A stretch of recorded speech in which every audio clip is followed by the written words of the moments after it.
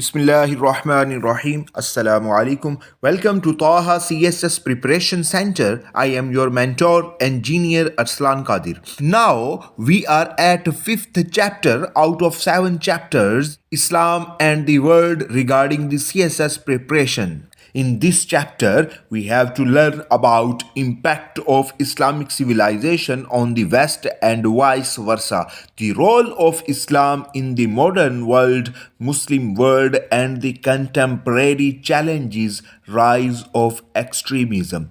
Today's session will be on Muslim world and contemporary challenges. It is really an important topic. Now have a cursory look on the content which we have to study under the topic headings are consisted on introduction, resources of the Muslim world, internal and external problems, and find out the ways to solve that problems. Now let us start the discussion. Allah Almighty says in the Holy Quran, كنتم خير أمة أخرجت للناس تأمرون بالمعروف وتنهون عن المنكر.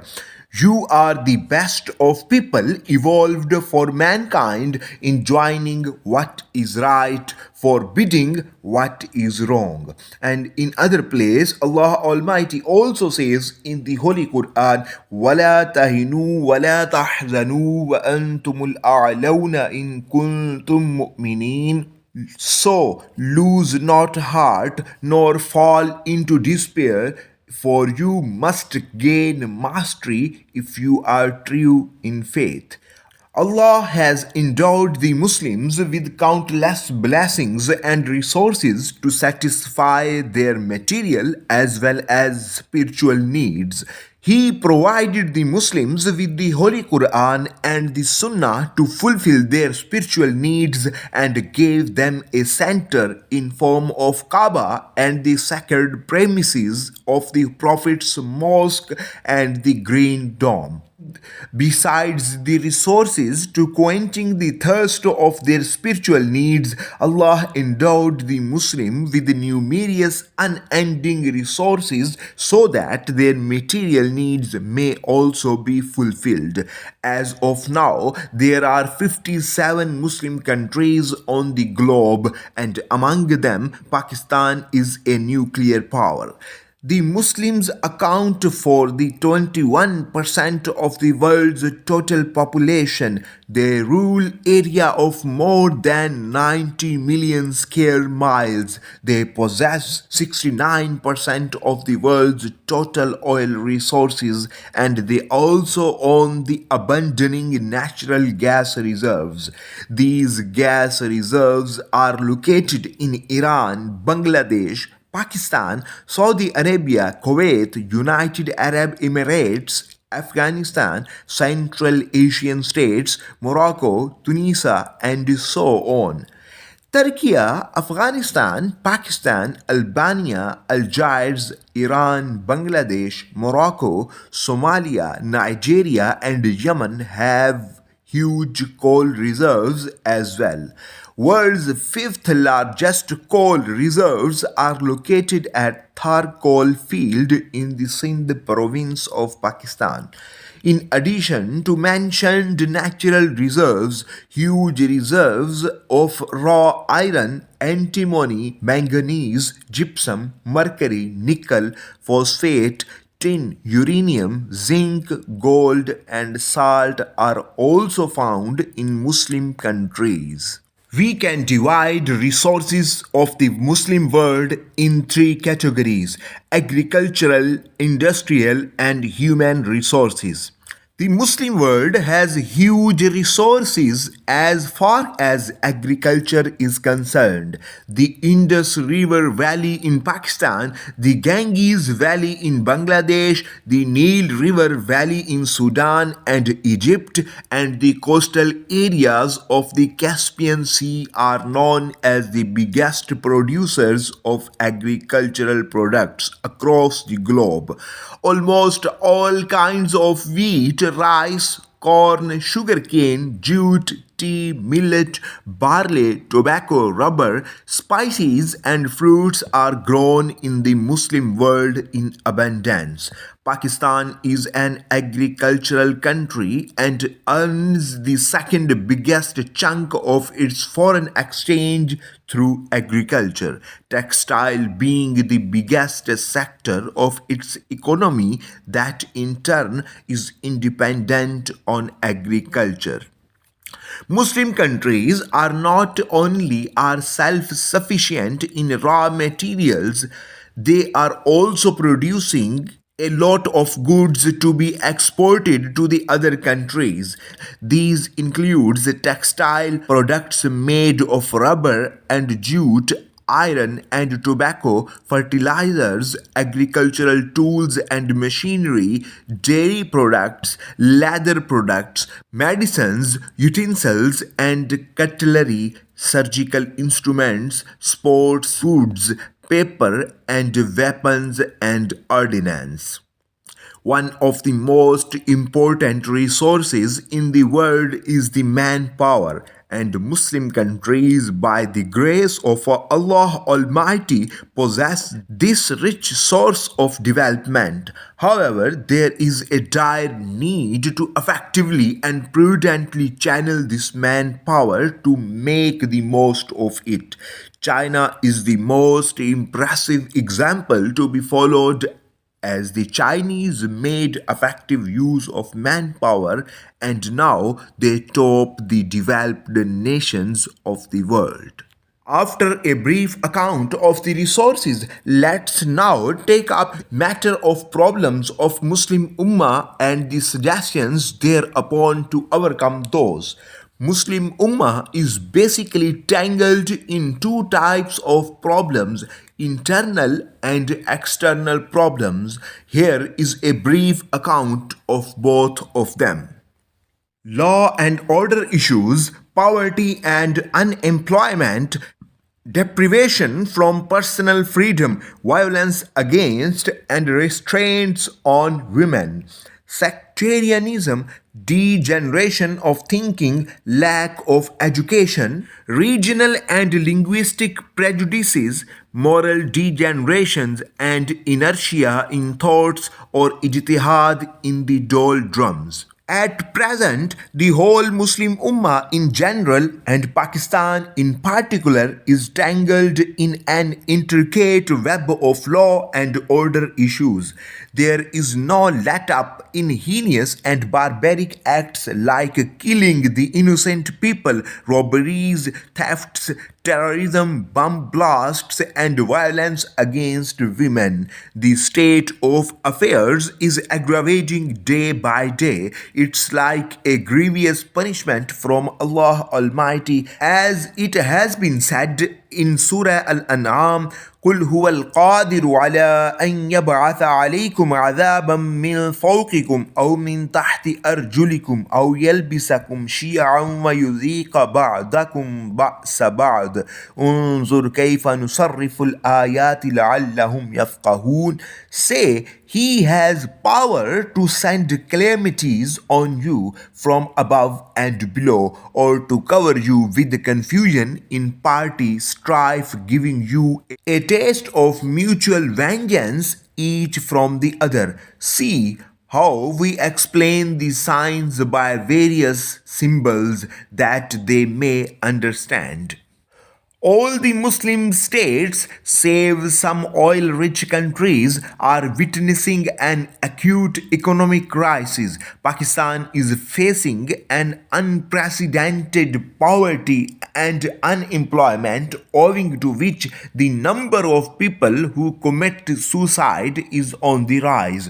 There is a sheer paucity of skilled labor as well. In the perspective of human rights too, the Muslim state cannot be ranked higher, save some countries where democratic system is in place. Many countries are those where speaking against the king, sultan, khalifa, sheikh or the incumbent ruler is next to impossible.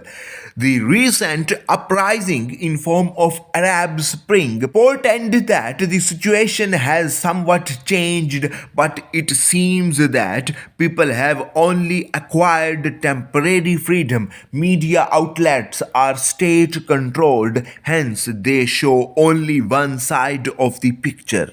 It's unfortunate that the Muslim countries have not implemented the rules and laws laid down by Islam in the realm of women's rights. Women's right to inheritance looks only meretriciously in papers, and the ground reality is entirely opposite to it. They are deprived of their equal rights to education in a number of countries. Killing them in the name of honor is unfortunately in vogue or in trend in Pakistan. Many women have been burnt to death as they could not bring a huge dowry with them. In Arab countries as well as Pakistan, there is a dire need to lay down the strict laws in this regard. Muslim world is being consumed by unprecedented sectarianism nowadays. The evil satanic forces have been creating the Shia blocks against the Sunnis and the Sunnis blocks against the Shia since long. The decade-old Iraq-Iran war was the outcome of these forces' conspiracies. In Pakistan, the financial aid by some Arab countries to the outfit belongings to their own sects and the Shia states' patronage of their own sect are creating a lot number of problems for Pakistan. Muslim countries are going through a period of bafflement and intellectual degeneration. The Ummah has not been able to build a consensus on whether in nature the political system of Islam is Khilafat, democracy or something else. Which method is the most appropriate to elect the rulers? What is the status of Islamic banking? What is Islam's economic system? What are the rights of non-Muslims in a Muslim state? There are numerous other contentious issues as well. Muslim states lag far behind in technical education in general and in science and technology in particular. Even a developing country like Pakistan has not surpassed a rate of more than 60%. Though the number of literates in some Muslim states exceeds 90%, they are still way behind others in the field of science and technology.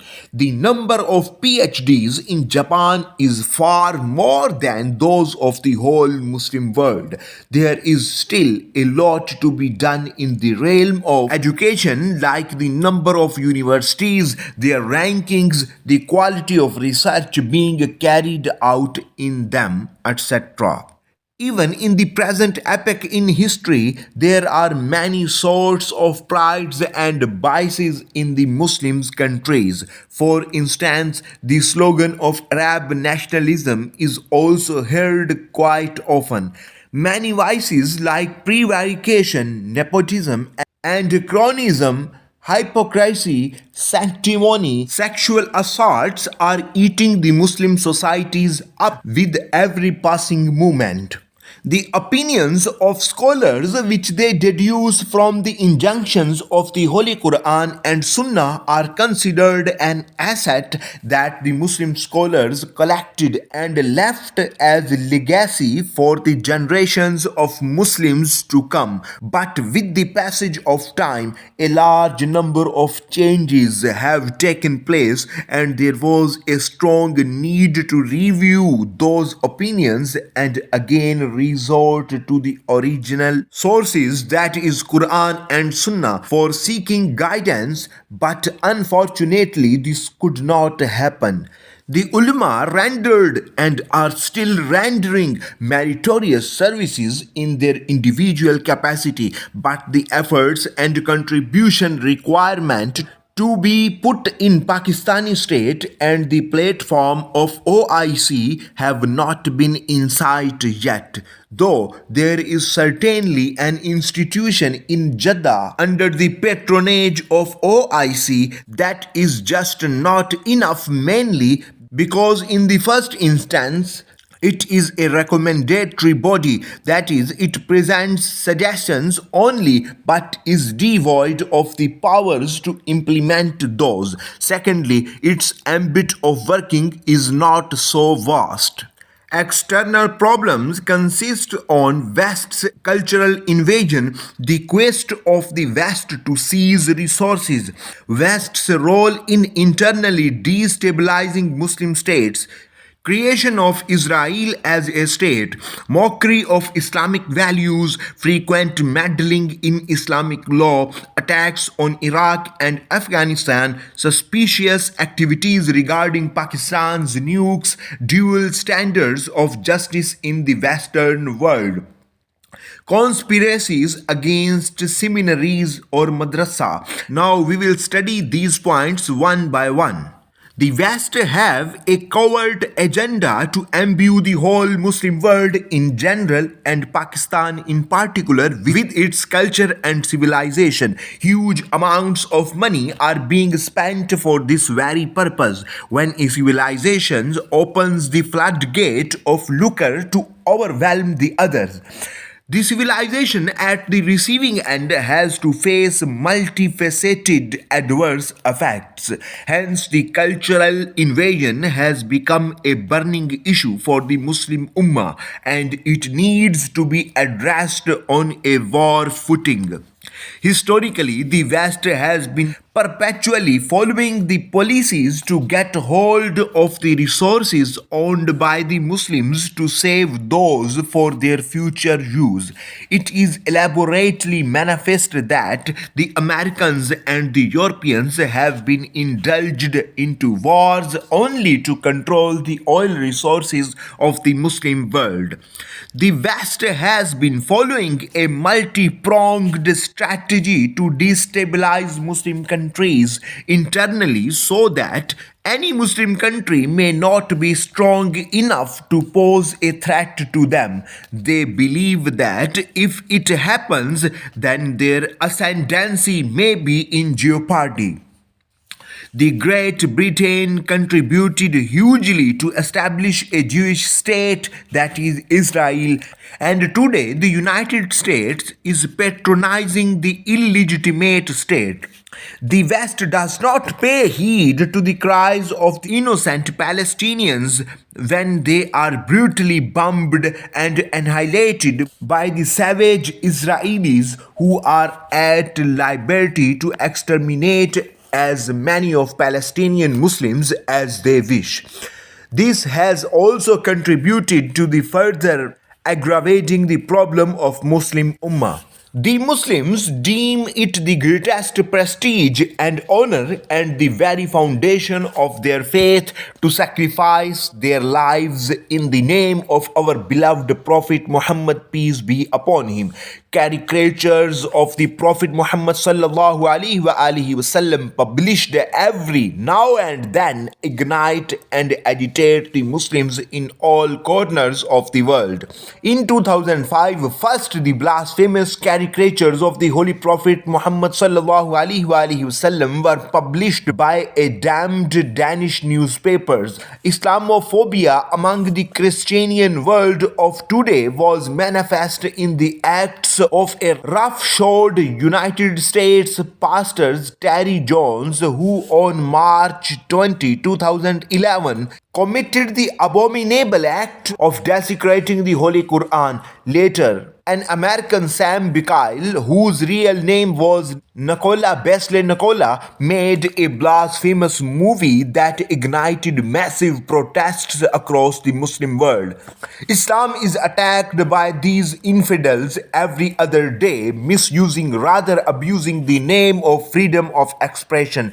These dual standards had sown the seeds of a hatred and animosity between the East and the West.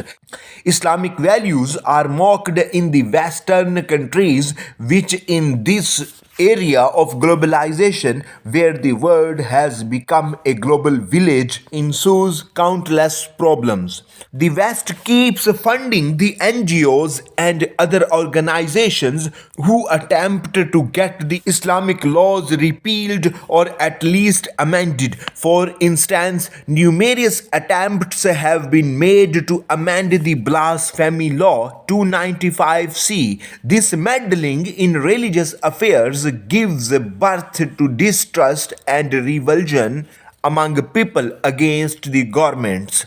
The spat of terrorism that has imperiled the peace in Muslim countries created after the attack by the United States on Iraq and Afghanistan. Pakistan is the only Muslim country that is a nuclear power. The Western media often publishes or broadcasts reports which present an impression that Pakistan's nukes may fall into the hands of terrorists. They also sent their spies who work on the possibilities that how these weapons can be destroyed. When there was a movement in East Timor for succession, a separate state was created without any delay because in this way a Christian state was being created. But when it comes to Kashmir, the West does not pay any heed to wailings of the Kashmiris. These dual standards have given rise to various problems. Seminaries or madaris have been protecting and defending the religions. These very institutions are the guardians of the 1400-year-old history of Islam. The knowledge of Quran, Hadith, principles of fiqh and tafsir etc. are imparted to the students through these seminaries. It is often tried to create doubts and incertitude against them. Both Iran and Syria are the targets of tyranny of the West and the United States because Iran is belligerent to American domination of the world and openly condemns Israel and denies the Holocaust, which in many Western countries is a crime. Syria, on the other hand, is a potential threat to the existence of Israel. To solve the problems of Muslim Ummah, some suggestions are presented here in the form of unity of Ummah, joint defense, education, common economy, morals, society, rule of law and justice that are discussed in detail one by one. There are explicit teachings in the Holy Quran regarding unity, the violation of which may invite severe punishments, as Allah says in Surah Al Imran, وَاعْتَصِمُوا بِحَبْلِ اللَّهِ جَمِيعًا وَلَا تَفَرَّقُوا, and hold fast all together by the rope which Allah stretches out for you, and be not divided among yourselves. It is said in the Surah Al-An'am, إِنَّ الَّذِينَ فَرَّقُوا دِينَهُمْ وَكَانُوا شِيَعًا لَسْتَ مِنْهُمْ فِي شَيْءٍ إِنَّمَا أَمْرُهُمْ إِلَى اللَّهِ ثُمَّ يُنَبِّئُهُمْ بِمَا كَانُوا يَفْعَلُونَ.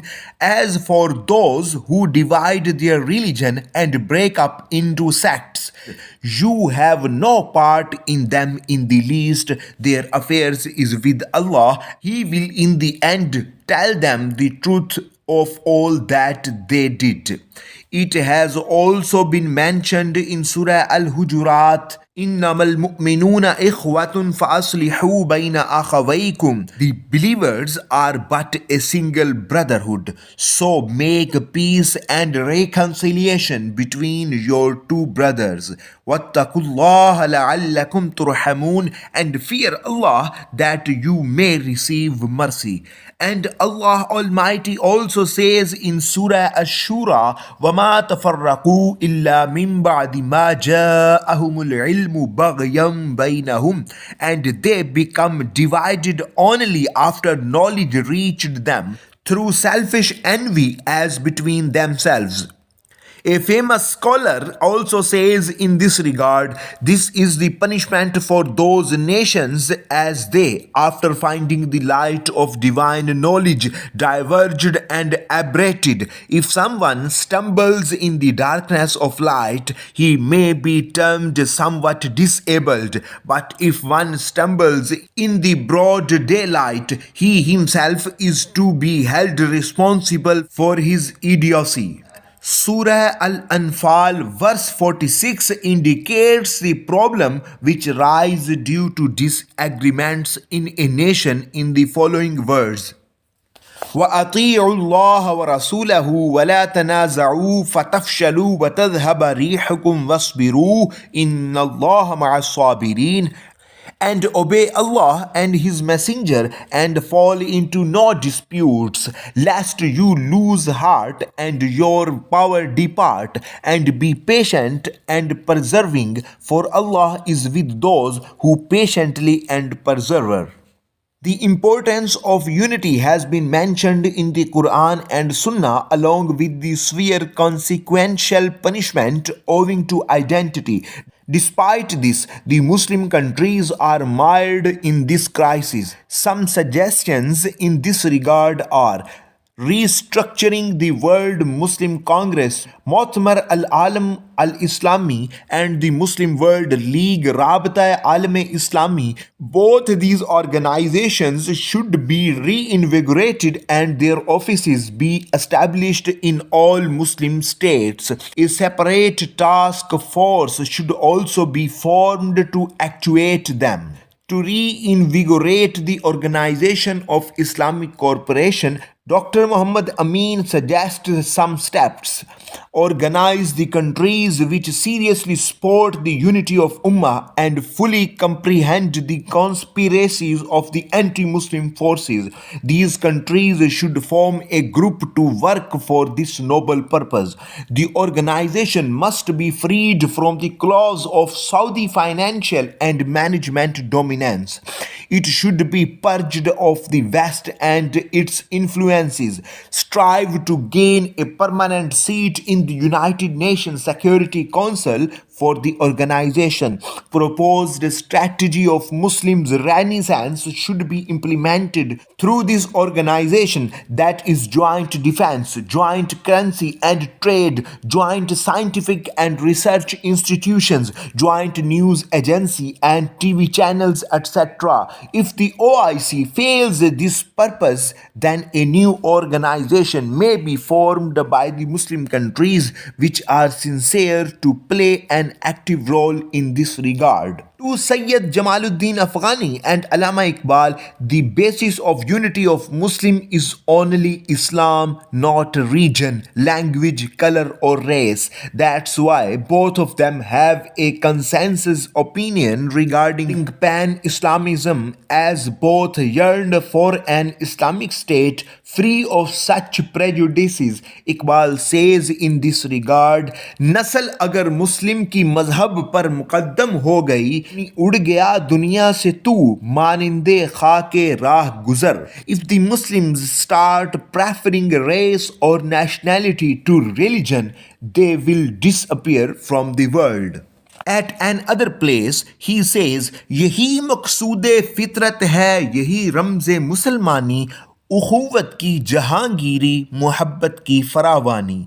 This alone is the creation's objective. This alone is Islam's secret, that there should be universal brotherhood, abundant love. He also says, बुत्ताने रंगो खून को तोड़कर मिल्लत में गुम हो जा, ना तो रानी रहे बाकी, ना ईरानी ना अफगानी. Breaking the idols of race and color, merge into the millat. There should be neither Turanian, nor Iranian, nor Afghan. Regarding the honor of Ummah, he opines, आबरू बाकी तेरी मिल्लत की जमीयत से थी, जब ये जमीयत गई दुनिया में रुस्वा तू हुआ.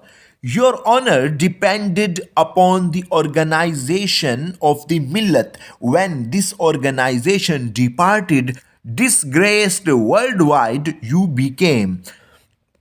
He instructs Muslims that their nation is dissimilar to the Western nation by saying, अपनी मिल्लत पर क्यास अक़वामे मगरिब से ना कर, ख़ास है तरकीब में कौमे रसूल हाशमी, उनकी जमीयत का है मुल्क व नसब पर इन्हसार, कुव्वते मजहब से मुस्तहकम है जमीयत तेरी, दामने दी हाथ से छूटा तो जमीयत कहाँ, और जमीयत हुई रुखसत तो मिल्लत भी गई. Judge not your nation on the criteria of Western nation. Special in composition is the Hashmi Prophet's nation. Based on country and race is their organization. The force of religion stabilizes your organization. If the deen's skirt is lost, disappears the organization, and if organization departs, also disappears the nation.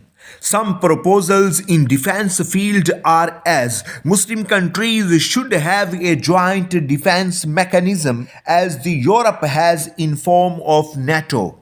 Make joint investments to set up ordnance plants for the production of weaponry like nukes and missiles, a joint force whose successive chiefs may come from different countries. The training of the joint force should be conducted on Islamic lines so that the ideals of nationalism, regionalism, and linguistic pride may be shattered. Military training in schools and colleges should be established. For the advancement in the realm of education, some proposals are suggested here. Putting in collective efforts to eradicate illiteracy from Muslim societies. Make arrangements for religious education along with the worldly knowledge. Establishment of universities of science and technology with shared investments, launching of the Islamic universities where the religious education should be imparted in line with the requirements of the modern world, establishing various research institutes to counter the rising influence of the Western culture and to implement the deductions inferred thereupon, forming high quality institutions for ijtihad so that they may strive to create harmony among different sects, creating joint institutes to respond to the objections raised by the non-Muslim scholars. Here are a few propositions in the realm of economy. Muslim countries should adopt policies so as to be self-reliant and come out of the jaws of Christians and Jews. Some steps can be fruitful in this regard that are make a common currency like euro in Europe, establish joint multinational companies, eliminate usury and make economies zakat and ushur based, deposit all sums of money in an Islamic bank which must be insured by the receiving bank. Remove restrictions on trade among Muslim states, ease in visa policy among Muslim states, foster interest-free banking. For reforms in the society, endeavor to promote Islamic values, strengthen the family system, eradicate sexual abuses, promote hijab, eliminate the film dramas that destroy the morality, establish modern institutes for reformation and professing the religion. In the realm of morals, make Muslims the followers of high moral values. Put in collective efforts to eradicate falsehood, animosity, ill will, jealousy, prejudices, etc. Establish modern institutions to reform and to invite people towards religion and to impart the knowledge of Quran and Sunnah. Use modern facilities to propagate and spread religion for the purpose of propagating the religion in such an effective way that one may get really inspired. Establish new training centers. for rule of law and justice, set up a joint committee of Muslim countries for the purpose of ijtihad to get benefits from others' experiences, establish a joint parliamentary union and a chief justices committee, constitute an Islamic court of justice after the pattern of International Court of Justice, build a consensus regarding fundamental of constitutions, the preamble of the Constitution of Pakistan, the objectives resolution may serve as a guideline, formulate a collective system of justice where everyone is equal before law, establish an institution comprising Muslim jurists for interpretation of Islamic laws, create a world Islamic ideology on the lines of Pakistan's Council of Islamic Ideology.